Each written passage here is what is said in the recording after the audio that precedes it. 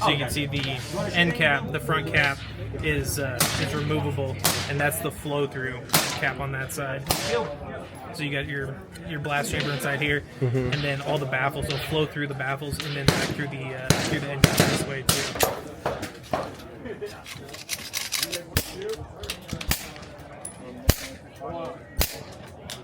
It's like airsoft. Yeah, isn't that crazy?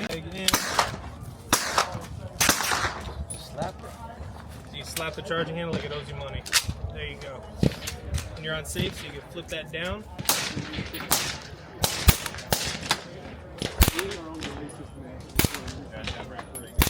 Super low recoil, super good tone out of this can. Super light. Yeah, they're fun. They're fun, and then they dissipate heat super quickly too. So